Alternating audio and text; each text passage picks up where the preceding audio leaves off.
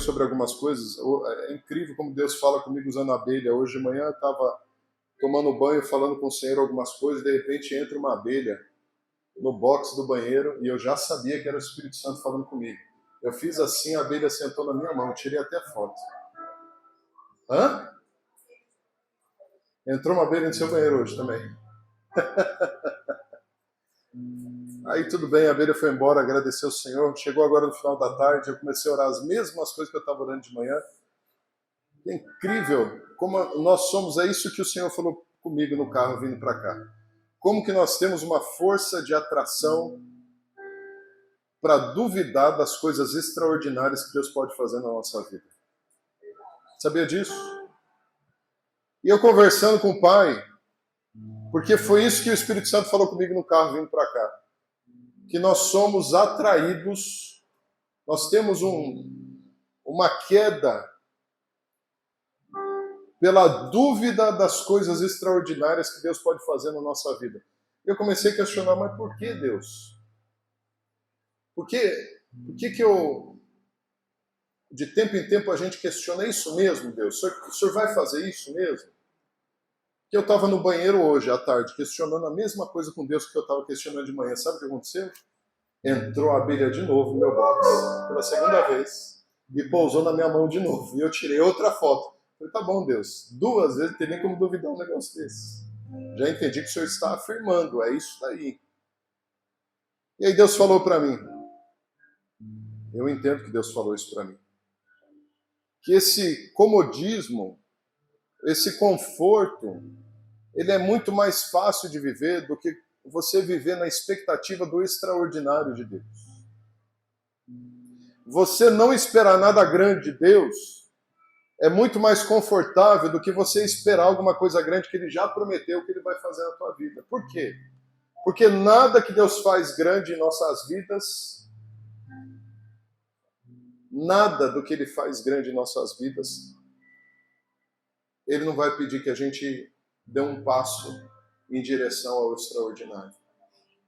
E toda vez que a gente tem que se mover perto daquilo que é maior do que a gente imagina que a gente é capaz de viver, toda vez que a gente tem que avançar em direção ao extraordinário, nós precisamos agir com um esforço. E isso nos tira da zona de conforto.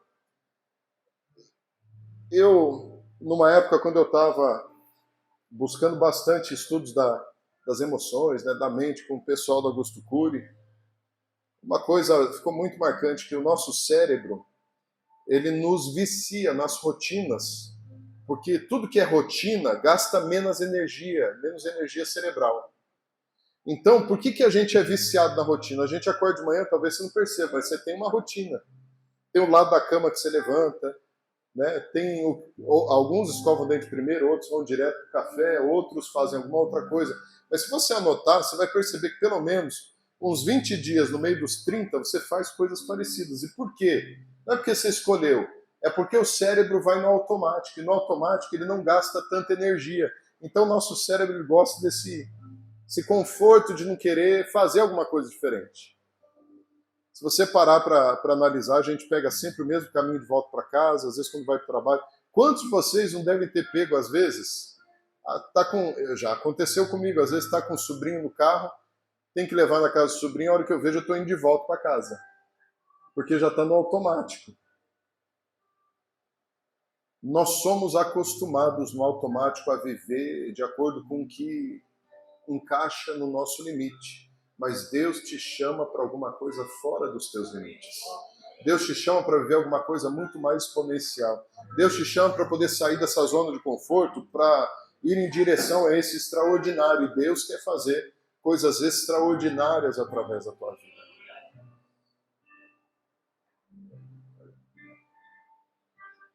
Eu testemunhei para vocês como é que foi que eu pisei em Portugal ano passado pela primeira vez e a conexão forte que Deus me deu com o pastor Rodrigues, como é que isso aconteceu. Isso surgiu através de um desejo no coração e depois uma expectativa. Porque, deixa eu dizer uma coisa para vocês, quando você vive na expectativa, você está disposto a viver aventuras com o Senhor. Eu vivo aventuras com Deus já faz mais de 30 anos. Mas quando eu falo aventura, não é que eu busco viver a aventura. É porque eu estou aberto para me mover com a direção específica que o Espírito Santo vai dando. E você se mover dessa forma é você não saber o que vai ter depois. É só você ter a expectativa de alguma coisa que ele vai fazer. Não sei se vocês estão entendendo o que eu estou querendo dizer.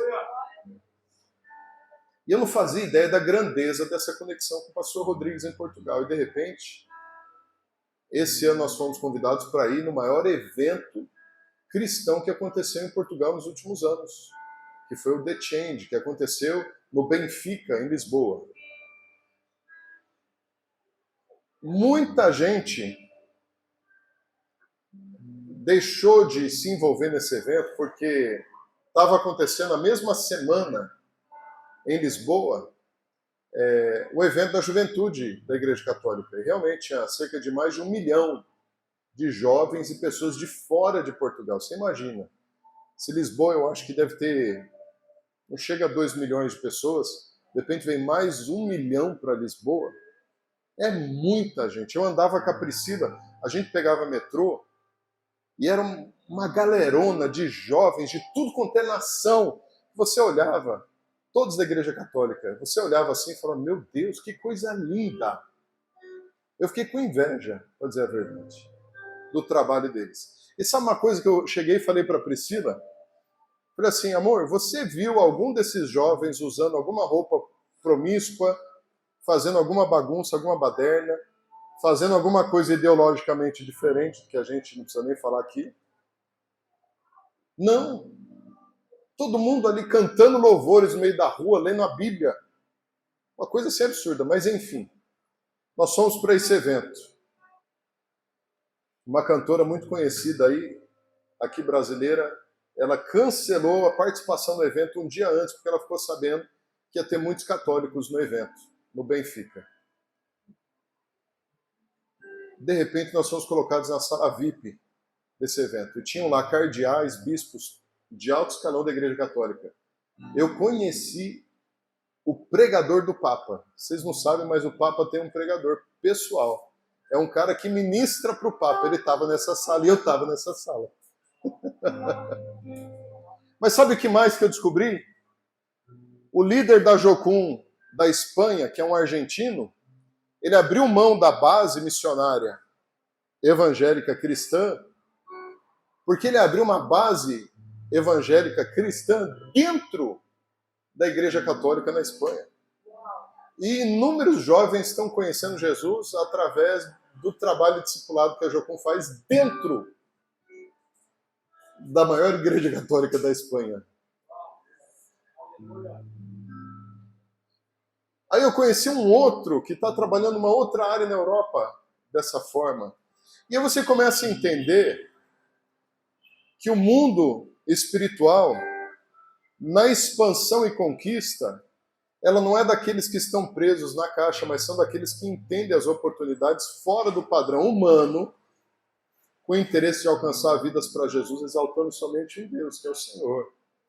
E eu comecei a descobrir esses homens sentados.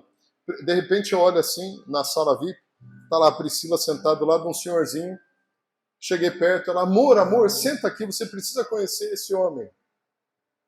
Ela me apresentou para ele, eu sentei, comecei a conversar. Ela falou, amor, ele trabalha com Bíblias. Ele trabalha na sociedade de Bíblias. Eu sentei, estou conversando com esse senhor e descobri que ele era o vice-diretor da Bíblica, que é a maior sociedade de tradução de Bíblias do mundo. E aí ele me perguntou assim, olha, sua esposa falou que vocês estão levando 1.500 Bíblias para Angola. Eu falei, é. Aí eu falei para ele assim, e eu estou indo agora para Tanzânia em outubro. E eu senti no coração que eu não vou levar comida para as viúvas dessa vez, eu vou levar a Bíblia para os Maasai. Mas eu preciso de Bíblias em Swahili, que é a língua deles. Aí ele disse assim para mim, anota meu e-mail, me manda um e-mail e depois a gente conversa. Meus irmãos, eu estava lá nos Estados Unidos conversando com esse homem por e-mail, ele na Europa.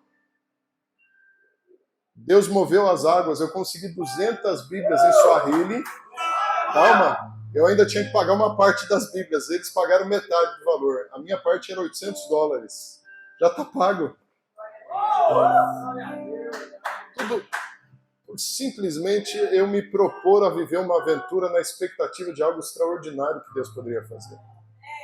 Sabe que deixa eu dizer uma coisa para vocês. Viver uma vida com o Espírito Santo é quase que aquela caça ao tesouro que a gente fazia quando eu era mais novo. Porque ele vai dando algumas pistas.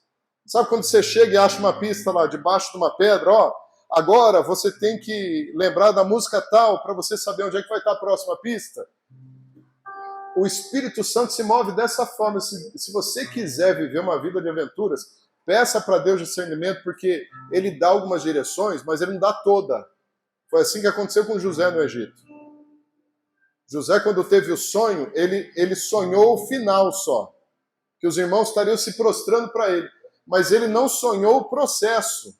Ele não teve a direção do processo, porque ele foi dando passos.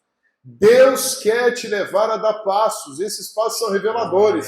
Se você estiver sensível ao Espírito Santo, você vai viver coisas extraordinárias, porque cada vez que encontra uma resposta, cada vez que você encontra uma coisa nova, é algo grande que o Senhor faz através de você e na sua vida.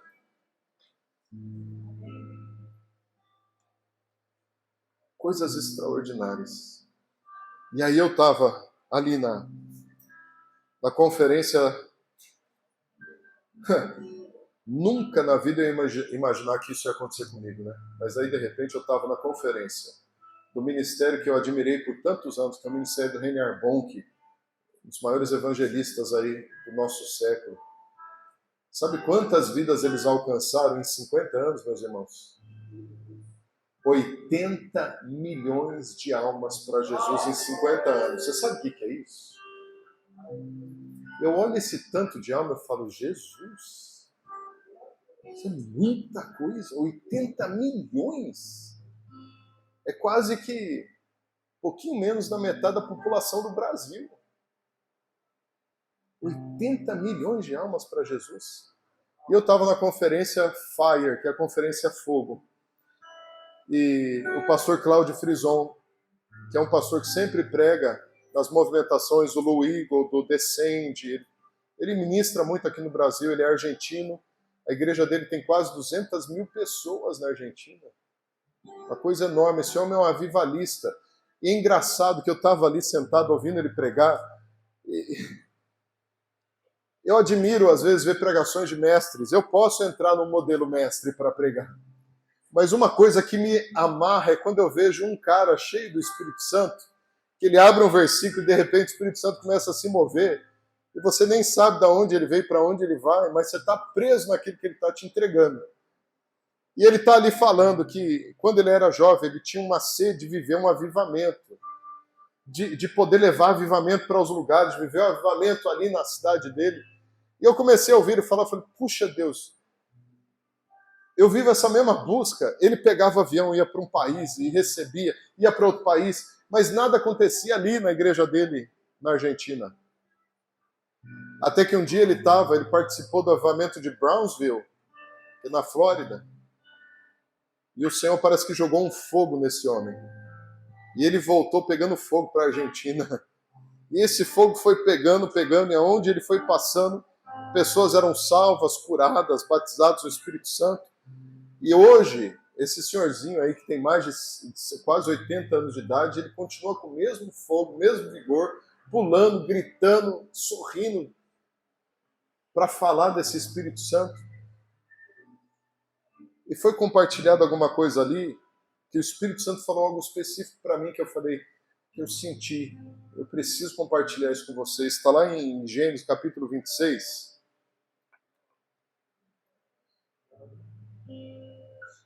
Gênesis capítulo 26, a partir do versículo 1, vou ler bem rápido aqui para seguir em frente com vocês. Fala da vida de Isaac na terra de Gerar.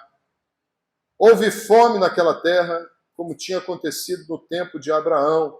Por isso, Isaac foi para Gerar, onde Abimeleque era o rei dos filisteus. Lembra vocês quem que eram os filisteus, né? Lembra da história dos filisteus? Ok. Versículo 2. O Senhor apareceu a Isaac e disse, Não desça ao Egito, procure estabelecer-se na terra que eu lhe indicar. Permaneça nessa terra mais um pouco, e eu estarei com você e o abençoarei, porque a você e a seus descendentes darei todas essas terras e confirmarei o juramento que fiz a seu pai Abraão. Tornarei os seus descendentes tão numerosos como as estrelas do céu e lhes darei todas essas terras por meio da sua descendência. Todos os povos da terra serão abençoados, porque Abraão me obedeceu e guardou os meus preceitos, meus mandamentos e meus decretos e as minhas leis. Assim, Isaque ficou em Gerar. No versículo 12, diz que Isaque tomou lavoura naquela terra e no mesmo ano colheu a 100 por um, porque o Senhor o abençoou. O homem enriqueceu e a sua riqueza continuou a aumentar até que ficou riquíssimo. Possuía tantos rebanhos e servos que os filisteus o invejaram. Eles taparam todos os poços que os servos de Abraão, pai de Isaque, tinham cavado na sua época, enchendo-os de terra. Então Abimeleque pediu a Isaque: sai da nossa terra, pois já és poderoso demais para nós. Olha só. Por isso Isaque mudou-se dali, acampou no vale de Gerar e ali estabeleceu Isaque e reabriu os poços cavados no tempo de seu pai Abraão, os quais os filisteus fecharam depois que Abraão morreu, e deu-lhes os mesmos nomes que seu pai lhes tinha dado. Os servos de Isaque cavaram no vale e descobriram um veio de água, mas os pastores de Gerar discutiram com os pastores de Isaque, dizendo: a água é nossa. Por isso Isaque deu ao poço o nome de Eseque, porque discutiam por causa dele. Então seus servos cavaram outro poço, mas eles também discutiam por causa dele, por isso chamou de Sitna. Isaque mudou-se dali e cavou outro poço, e aí ninguém discutiu por causa dele. Deu-lhe o nome de Reobote, dizendo: agora o Senhor nos abriu espaço e prosperaremos na terra. Aleluia! Enquanto o pastor Cláudio estava ministrando essa palavra, o Espírito Santo estava ministrando uma outra palavra no meu coração. E o Senhor estava falando para mim que essa busca incansável, essa sede, esse desejo de receber coisas novas do Espírito Santo, essa constância, ela tem que acontecer porque o problema que Isaque enfrentou foi que Isaque tentou abrir poços que eram do passado. Enquanto Deus tinha água nova, lugar novo, coisa nova para Isaque. Enquanto Isaque estava batalhando e os pastores brigando, e parece que todo o destino de Isaque estava comprometido, porque aqueles homens queriam ver aqueles poços ou tapados ou deles. Quando Isaque vai para um outro lugar, ele abre um poço novo, então ele encontra água. E diz a palavra de Deus que ele começa a viver uma prosperidade daquela água, e ele começa a viver uma nova estação na vida dele, porque ele decidiu dar um passo de abrir um poço novo. Enquanto muitas vezes a gente perde tempo com pessoas que brigam conosco das coisas do passado, enquanto Deus tem coisa nova para nos entregar. Vocês que são pastores, líderes de ministério, que estão à frente, deixa eu dizer uma coisa para vocês. Não se preocupem com o formato de como Deus ele vai usar vocês para atrair pessoas para Jesus em relação ao que os outros pastores da cidade vão falar de vocês. Porque às vezes a gente fica tão preocupado com o que a cidade vai falar da gente, o que os crentes que vão vir na nossa igreja vão falar da gente, o que os outros pastores da cidade vão falar da gente, quando Deus não está nem aí para isso. O Senhor está importando com aquilo que você tem para fazer para alcançar as novas vidas. Porque o novo está preocupado em dar aquilo que ele tem, sabendo que o que você tem é mais valoroso, que se chama água.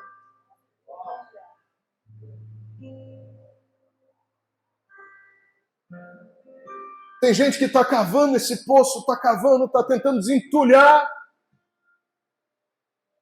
Preste atenção, escute, porque o Espírito Santo está falando com você. Que tipo de poço do passado você está preocupado em desentulhar quando Deus está querendo que você faça algo novo? É cansativo demais, eu já tive nessa estrada, meu irmão. Eu já preguei essa mesma palavra alguns anos atrás, dizendo, vamos lá desentulhar os poços, porque ainda tem água lá embaixo. Não! Deus não quer os poços antigos, Deus quer poços novos. Deus não quer aquela água, por mais que ela seja ainda limpa, depois de ser limpa. Deus não quer saber do passado, Ele quer te dar coisas novas. Começa a cavar poços novos. E aí, enquanto eu estava falando aquilo, o Espírito Santo estava falando comigo assim, Eduardo, que tal, ao invés de cavar poço, você ser um poço? E ele começou a falar e eu comecei a entender, porque veio na minha mente aquela conversa de Jesus com a samaritana. É uma passagem que eu amo. Eu amo pregar aquela passagem porque isso fala do meu coração. Amar aqueles que Jesus amou e as pessoas desprezaram. A samaritana é o meu coração.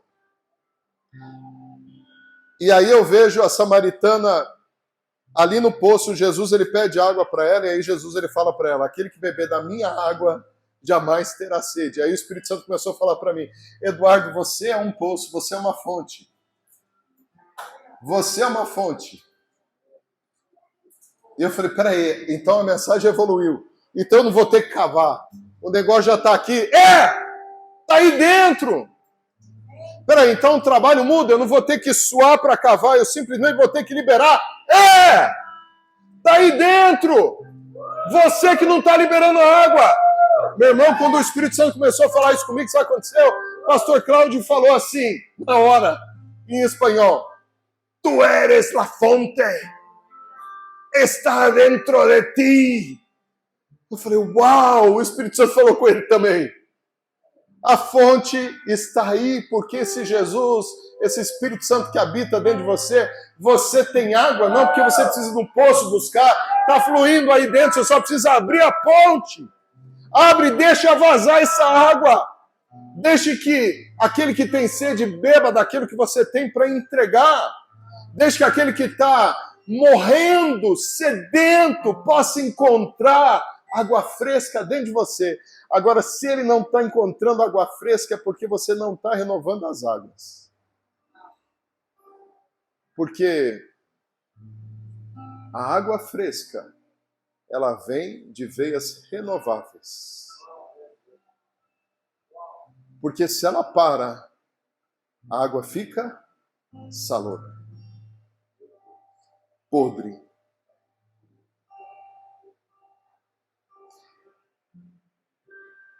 Esses dias que eu estava ali em Dallas, Deus me usou muito para servir. Meu Deus.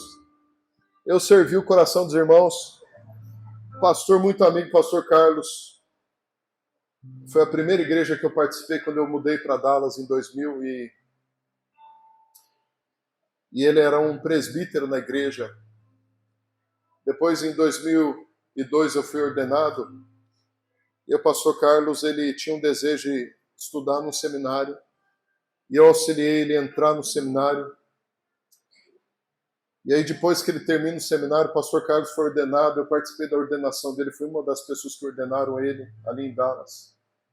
E há um ano atrás, acabou de fazer um ano, a esposa dele veio para o Brasil para fazer uma lipoaspiração e uma plástica de correção de uma cirurgia que ela fez. E ela saiu da cirurgia bem. Tereza, uma profeta de Deus. Uma profeta, né, amor?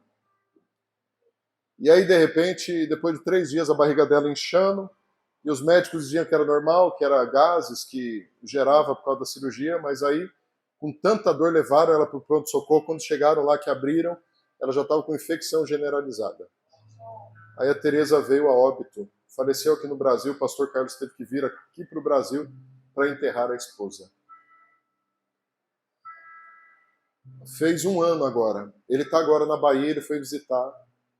Fizeram um culto especial em memória da pastora Tereza e ele está lá na Bahia agora. Mas ele entrou em depressão. E com ele a igreja toda entrou em depressão. Uma igreja que eu e a Priscila ajudamos não só a implantar, mas a gente ajudou muitas vezes na adoração, na pregação. A gente encorajou muitas vezes a igreja. De repente eu chego lá e pego uma igreja já minguando. Meus irmãos, eu visitei todas as famílias. Foram 2 semanas incansáveis. Eu cheguei a gastar US$ 300 só de gasolina. Você sabe o que é isso? Na América, talvez você faça, oh meu Deus, vamos fazer aqui em real. Não é muito dinheiro em dólar.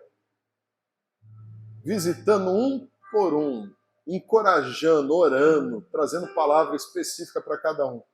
Fiz 6 reuniões na igreja. O povo veio, um calor. Vocês acham que aqui está calor? Lá estava 45. Aonde será que está mais calor? Pra vocês terem uma ideia, o ar-condicionado da casa que eu estava hospedado pifou, o ar-condicionado da igreja pifou, e eu fui pregar na igreja do pastor Mark, que é o meu mentor, que é uma igreja americana, o ar-condicionado da igreja americana pifou também. Os ar-condicionados estão tudo pifando. Não estão dando conta do calor. Eu saí de lá, meus irmãos. A última segunda-feira, que era Labor Day, que era um feriado, foi segunda retrasada, nós já estávamos batizando pessoas. A alegria na igreja começou a voltar. E aí eu indiquei o pastor ir fazer um encontro com Deus lá em São Luís do Maranhão, que era o lugar onde ele tinha um contato.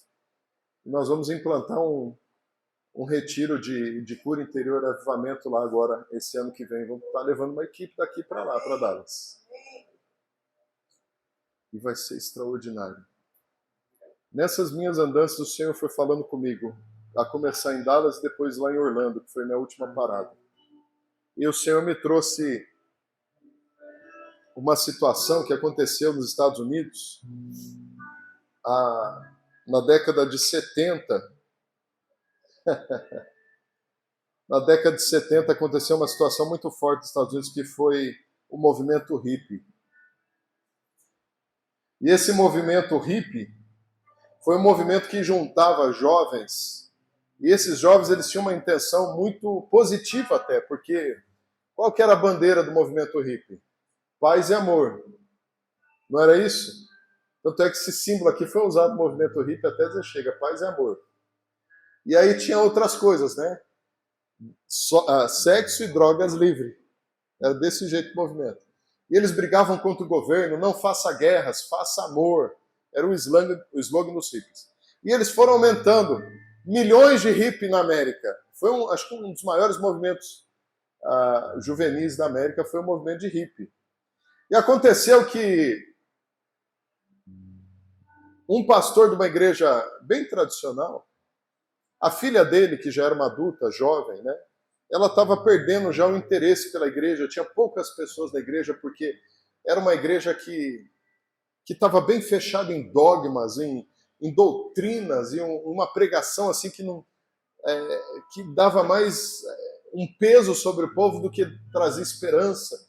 E essa filha desse pastor já estava meio que se afastando, e de repente ela fala para ele, pai, eu acho que a gente deveria alcançar os hippies. E ele falou, que você tá louca? Alcançar os hippies? Esse povo é movido pelo inferno. São cheios aí de coisas do diabo, fazendo um monte de coisa errada. Aí ela falou, mas eles não precisam de Jesus também? Aí ele disse assim para ela, o dia que eu conhecer um hippie convertido verdadeiramente, eu vou entender que Deus ele tem um propósito na vida dos hippies. O pai dela, pastor da igreja, disse isso, que é a Calvary Church nos Estados Unidos. O que aconteceu foi que essa moça, andando no caminho, encontra um hippie vindo no meio da estrada de São Francisco para a cidade deles, e ela decide dar carona para esse hippie. E conversando, descobre que o hippie não apenas tem Jesus, mas é um hippie avivado. E ele andou por todas as ruas ali de São Francisco evangelizando, falando do amor de Cristo para os outros hippies. E ela falou, puxa, meu pai precisa de conhecer. E quando ela falou que o pai dela era pastor, ele falou, uau, vai ser o primeiro pastor na minha vida que eu vou conhecer. Que coisa, né? Ele conheceu Jesus primeiro, antes dele conhecer um pastor. E aí ela leva o hippie para casa, e o pai dela não consegue ter explicação, porque ele foi tomado por uma paixão, uma misericórdia, e ele aceita levar o hippie para a igreja para poder trazer outros hippies para Jesus. Mas a pior batalha que ele enfrentou não foi só com ele, mas foi com o povo da igreja que estava, porque o povo da igreja não enxergava aquele povo chegando com aquelas roupas coloridas, descalços na igreja, uma igreja tradicional. Eles chegaram a fazer uma situação mais ou menos assim. A liderança da igreja reuniu e falou para o pastor: pastor, você vai ter que mandar esses hippies embora daqui. O pastor disse: mas por quê? Porque nós acabamos de trocar o carpete, agora esses hippies estão entrando aqui descalços, eles estão acabando o carpete, eles estão suando no carpete. Na outra semana,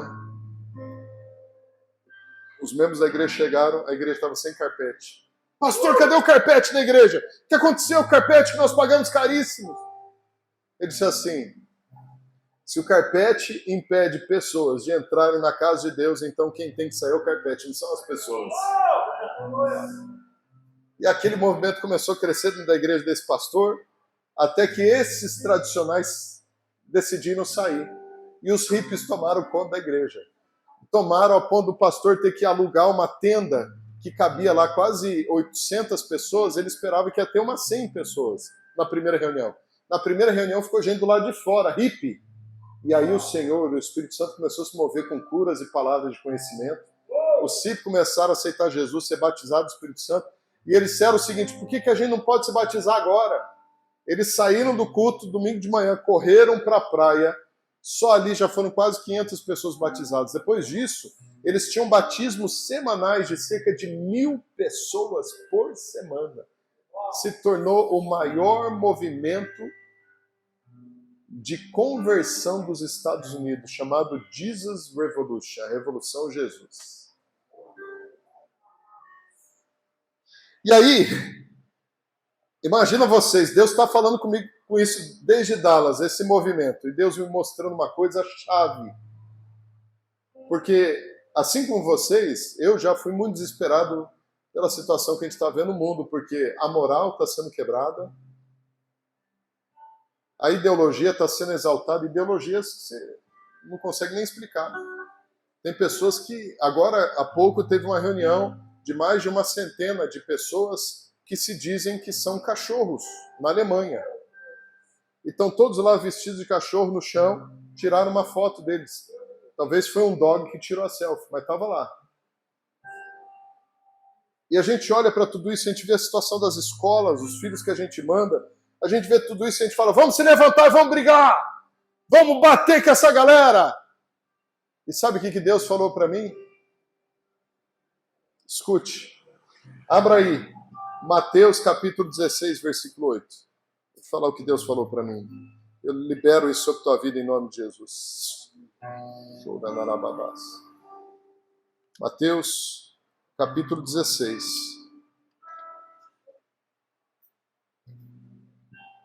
Versículo 18. Olha o que está dizendo aqui. Pode começar 17. Respondeu Jesus: feliz é você, Simão, filho de Jonas, porque isso não lhe foi revelado por carne ou sangue, mas pelo meu Pai que está no céu. Esse era o momento que Jesus estava perguntando para os discípulos o que as pessoas dizem que ele é e quem os discípulos diziam que ele era. E Pedro disse: tu és o Cristo, filho de Deus vivo.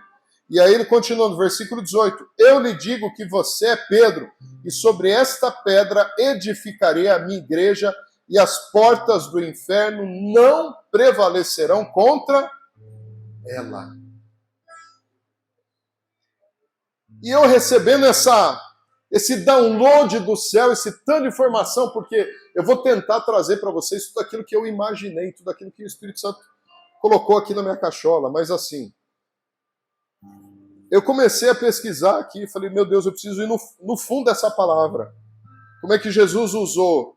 Ah, foi no grego? O que ele queria dizer com isso? E, na verdade, não é porta, é portão. Por quê? Porque o portão ele guarda toda uma área. Não é um estabelecimento, é uma região. Então, não são portas do inferno que não poderão prevalecer contra você.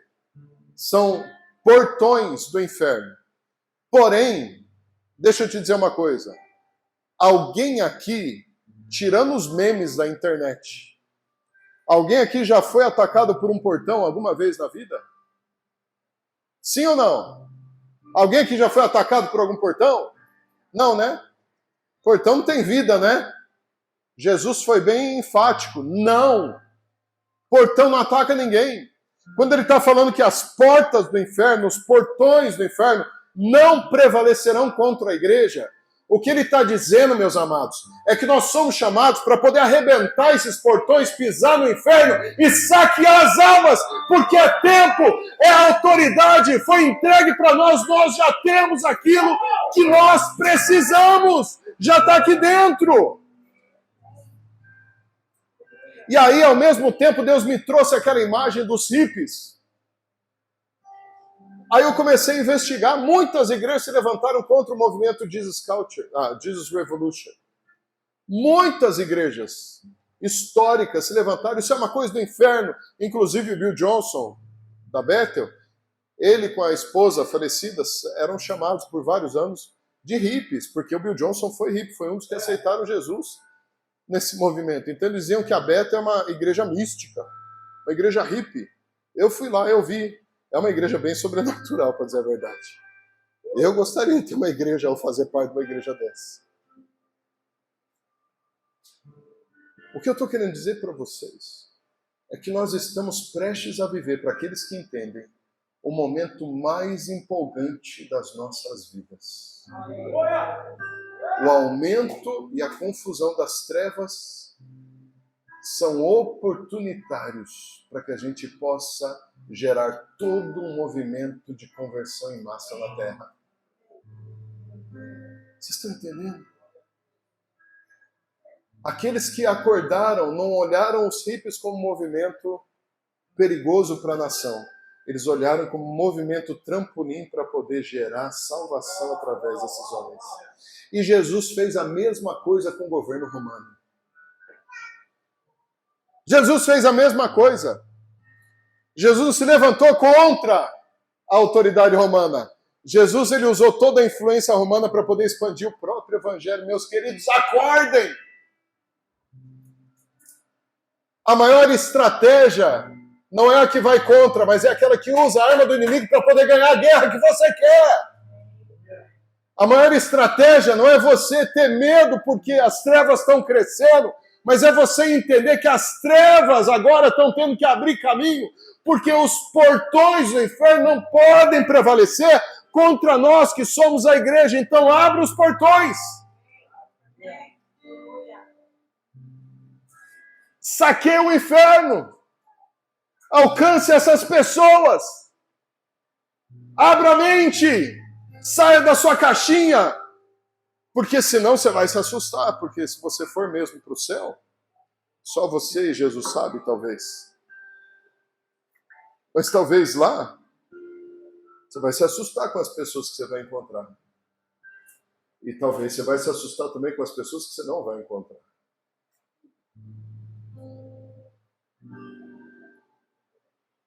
E aí, em toda essa mescla de coisa, o Senhor me trouxe à memória alguma coisa que Ele já tinha falado há um tempo atrás para mim.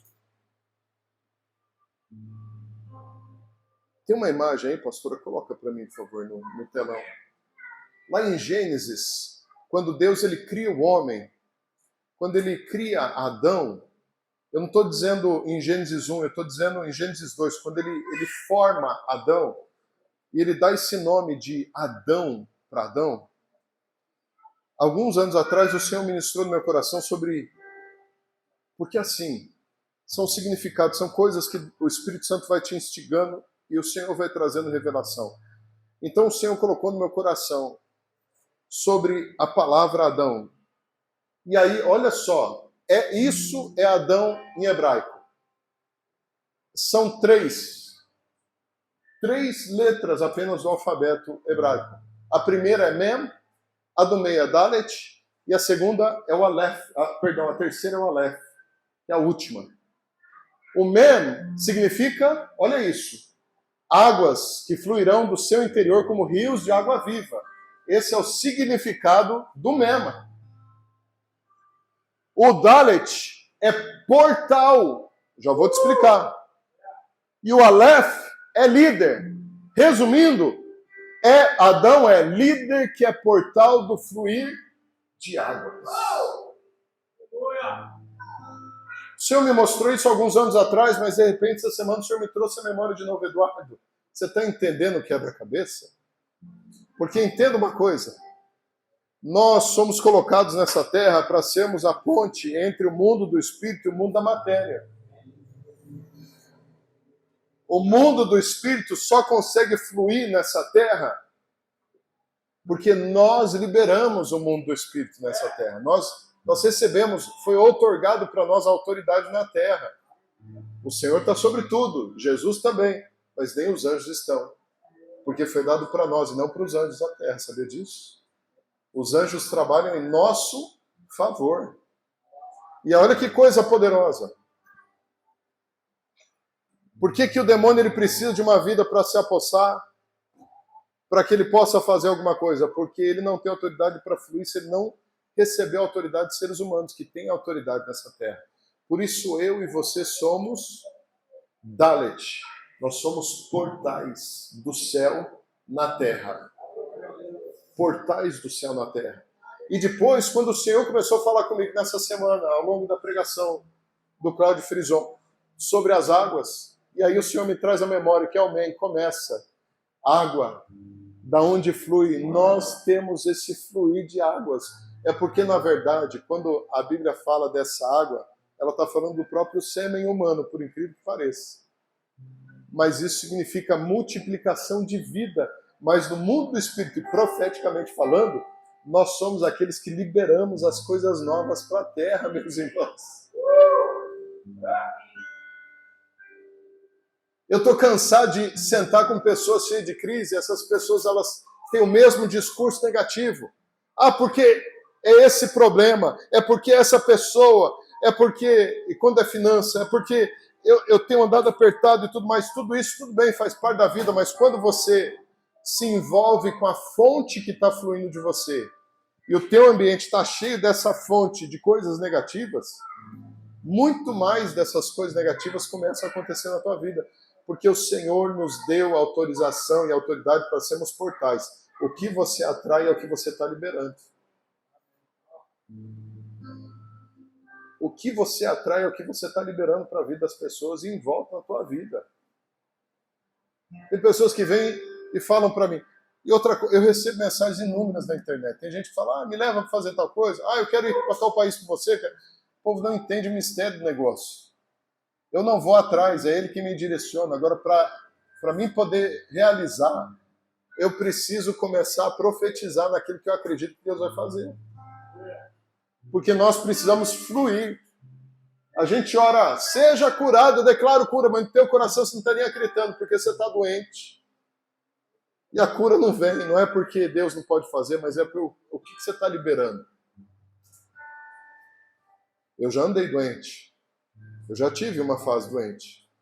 E eu percebi que quanto mais eu olhava para a minha doença, mais eu ficava doente. A hora que eu comecei a olhar mesmo para o Senhor, de verdade, eu comecei a entender, escute uma coisa, ninguém pode fazer por você aquilo que só você pode fazer. Nem Deus vai fazer. Não é porque Ele não é bom. É porque Ele olha para você e fala assim, mas eu já te dei, por que você não pega?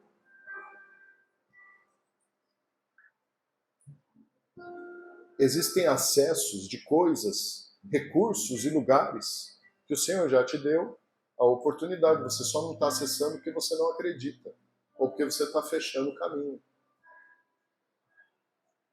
Águas, portais, líderes, líder. Nós vemos aqui tanto a situação de Pedro, Jesus fala para ele, você é Pedro. Jesus está chamando ele para a responsabilidade. Pedro, você é Pedro. Você é Pedro, você está entendendo, Pedro? Que você é Pedro. Você não é o bonitinho Pedrinho. Você não é o coitadinho Pedro. Você não é o meu discípulo amado. Esse era o João, né? Não, você é Pedro.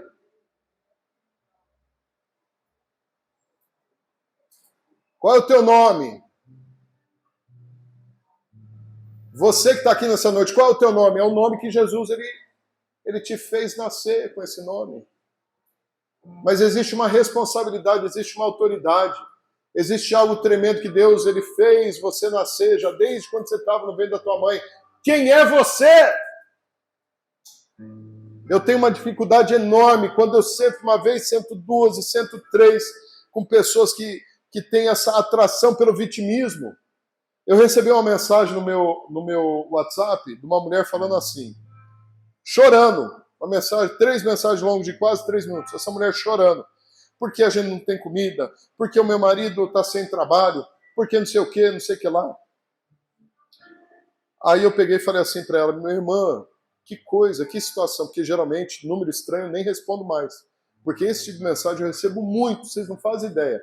Eu até tirei o meu WhatsApp do Facebook, eu nem uso mais o Facebook, não consegui tirar ainda do Instagram, ainda vou encontrar uma forma. Mas aí eu consegui ligar uma pessoa em São Paulo para levar alimento na casa dessa mulher. E aí, de repente, ela manda de novo para mim a mensagem, e aí, pastor, não vai fazer nada? Falou, minha irmã, já tem um pessoal de São Paulo que vai entrar em contato com você, eles vão levar alimento para você e ver a tua necessidade. Não, mas eu preciso agora é dinheiro, na verdade, porque meu marido não encontrou emprego, a gente está precisando de pelo menos R$ 80 e tal. Eu falei, olha, eles não vão doar dinheiro, eles vão levar alimento, roupa, o que precisa, né? Mas dinheiro eles não trabalham, é uma ação social. Ela falou, mas o senhor não tem dinheiro? Eu falei, como assim? Ah, o senhor viaja para cima e para baixo que eu vi aí, o senhor deve ter muito dinheiro. Eu falei, minha irmã, eu não te dei a liberdade de você falar dessa forma comigo. Eu estou aqui tentando te ajudar, eu nem lhe conheço. Você sabe da minha vida, né, por acaso? Aí ela me xingou de um monte de nome. Eu bloqueei a pessoa. E eu fiquei pensando, que coisa. Aí eu comecei a pensar, eu acho que eu me deixei levar por uma pessoa que não é verdadeira, né? É algum golpe aí. Mas eu fiquei pensando, se essa mulher realmente é verdadeira, e ela chorando tanto, eu fico ouvindo isso porque eu já tive uma fase assim na vida. Quando você chora esperando que as pessoas vão ser movidas pelo teu choro. Meu irmão, deixa eu dizer uma coisa. Deus não é movido por choro. Deus é movido por um clamor. O clamor não é vitimismo. O clamor é um acesso. Não adianta chorar, se vitimizar diante de Deus, achando que Ele vai ouvir o teu choro, porque você está sofrendo. Está cheio de cristãos sofrendo no mundo. Deus se move por um propósito. Deus ouve o clamor. As lágrimas que vão ser colhidas, que diz lá em Apocalipse, são lágrimas de clamor. Ah, Deus não é misericordioso? Deus é, mas Deus é estratégico. Estratégico. Fica de pé nessa noite. Oh, xerenele bacataranarabacu xerenaras.